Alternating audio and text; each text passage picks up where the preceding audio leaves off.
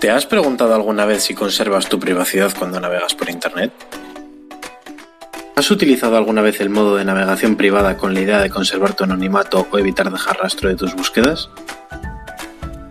Lo primero es saber qué hace el modo de navegación privada, o como comúnmente se le conoce, el modo incógnito.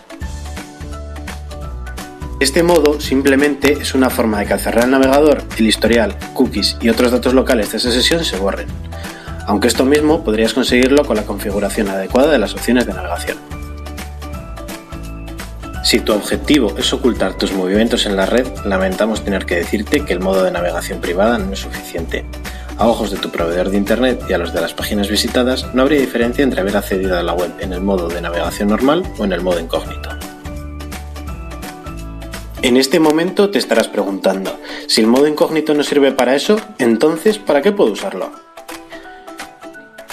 Supongamos que estás en casa buscando un regalo para tu hijo, que también tiene acceso a ese mismo ordenador. Este modo podría ser de utilidad, pues bastaría con abrir una ventana privada que evitaría que tu hijo descubriese la sorpresa, en caso de que se te olvidase borrar los datos de navegación de la última hora. Otro uso que podrías darle es para rellenar formularios de contenido confidencial, como por ejemplo gestiones bancarias o trámites administrativos, ya que de esta forma evitaremos dejar datos residuales en el navegador. Esto no quiere decir que no puedas realizar dichas gestiones en el modo normal de navegación, pero ya sabemos que en Internet toda precaución es poca.